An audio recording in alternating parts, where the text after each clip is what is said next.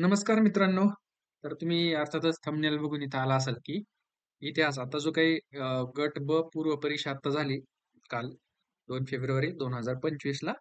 ठीक आहे. याच्यामध्ये इतिहासाचे 8 पैकी 10 पैकी 8 प्रश्न जे आहेत ते आपले या याच्यामधून आलेले आहेत. ठीक आहे. एम-एम करियर अकॅडमीच्या ज्या काही नोट्स तुम्हाला मी दिल्या होत्या, फ्री ऑफ कॉस्ट दिल्या होत्या. ठीक आहे. कुठलाही तुम्हाला मी ₹1 चार्ज तुमच्याकडून घेतला नव्हता आणि सर्व लेक्चर्स आपण जे आहेत ते YouTubeला फ्रीमध्ये घेतले होते. बरोबर? तर त्याच्यामध्ये आपल्या ज्या नोट्समधून हे 10 पैकी 8 प्रश्न तुम्ही सोडवू शकता. आपल्या नोट्स जर तुम्ही प्रॉपर अभ्यास केला असता तर. ठीक आहे. विथ प्रूफ तुम्हाला मी आता आज या आपल्या छोट्याशा व्हिडिओमध्ये मी दाखवणार आहे. ह्याच्यावर तुमची काय प्रतिक्रिया आहे त्याची मला एकदा फक्त कमेंटमध्ये नक्की कळवा. ठीक आहे. तर आपलं एम-एम करियर अकॅडमीच्या ज्या नोट्स होत्या त्याच्यावरती बघा. पहिला जो प्रश्न होता, की भारतातील तागाची गिरणी, नंतर कापडाची गिरणी, ठीक आहे. आणि कावजी नानाभाई यांनी सुरू केली होती.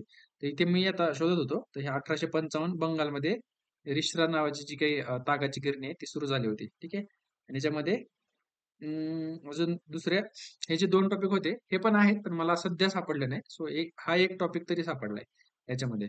तर एक याच्यावरून आपण ह्याचं उत्तर आपल्याला म्हणजे मदत झाली आपल्या नोटची. यामध्ये पहिल्या प्रश्नामध्ये तुम्हाला. ठीक आहे. दुसरा प्रश्न जर बघितला तुम्ही तर सती प्रथेबद्दल आपल्याला माहिती आहे. सती प्रथा जी आहे, ठीक आहे. तर हे वाक्य ॲज इट इज नोट्समध्ये नाहीये. पण तुम्ही जर इथं बघितलं व्यवस्थित, तर तुम्हाला याच्यावरून तुम्हाला ॲन्सर सोडवता आला असता, की सती प्रथा ही ह्याच्या बंदीचा जो कायदा आणला तो लॉर्ड बेटिंग यांनी आणला होता आणि विधवेला जिवंत जाळणे किंवा पुरणे, ठीक आहे. अशा वेगवेगळ्या गोष्टी याच्यामध्ये होत्या. आपण हे डिटेलमध्ये बघितलं होतं. तर याच्यामध्ये महत्त्वाचं काम कोणी केलं होतं? राजाराम मोहन रॉय. म्हणून ह्याच्यामध्ये तुम्हाला इथं राजाराम मोहन रॉय एकच असा पर्याय आहे, की ज्यांनी सतीप्रथेबद्दल काम केलेलं आहे. ह्याच्यावरून तुम्ही ह्याचा ॲन्सर सोडू शकला असतात.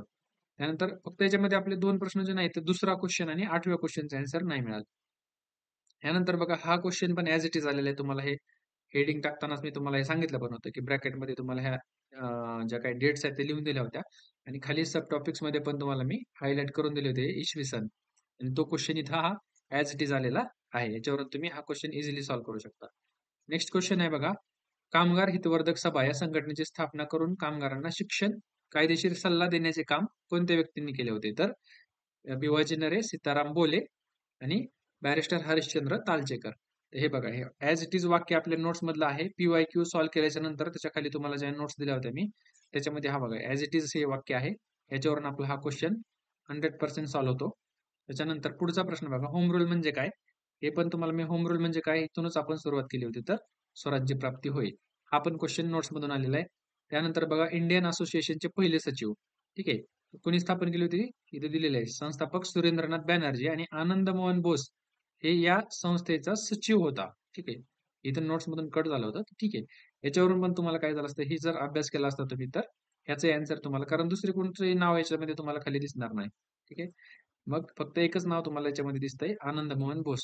याच्यावरून हा क्वेश्चन आहे तुमचा इथं सॉल्व्ह झाला. ठीक आहे. 8वा क्वेश्चन नाहीये. 9वा क्वेश्चन बघा. झाशीची राणी म्हणजे सर्व बंडखोरांमधील एकमेव पुरुष होते. हे विधान कोणी केले? झाशीच्या राणीशी संबंधित हे इंग्रजीचे नावं दिसतात तुम्हाला. याच्यामध्ये एकच नाव आहे. कुठलं? ह्यू रोज. ठीक आहे. इथे बघा तुम्ही ह्यू रोज. ठीक आहे. याच्या माऱ्या बळी निभावावा लागला नाही. ठीक आहे. तर याच्या विरोधामध्ये जे काही इंग्रजांच्या साईडने जो काही सेनापती म्हणून आपण त्यांचा तो लढला होता, त्याचं नाव होतं ह्यू रोज. ठीक आहे. तर त्यांनी काय केलं होतं, की इंग्रजी सैनिकांनी राणीच्या डोक्यावर आणि छातीवर जबर वार करून तर त्यांना ठार केलं होतं. ठीक आहे. तर याच्यामध्ये तुम्ही जर बघाल, ब्रिटिश फौज होती यांच्या पाठीमागं, तर कोणाची फौज होती ती?